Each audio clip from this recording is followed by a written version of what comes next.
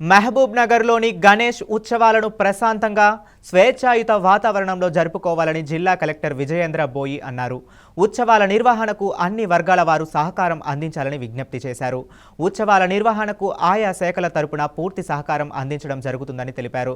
పరిశుభ్రత, తాగునీరు, విద్యుత్, పోలీస్ బందోబస్తు ఏర్పాట్లను ఆయా శాఖల అధికారులు గతంలో మాదిరిగా ఏర్పాటు చేయాలని ఆదేశించారు.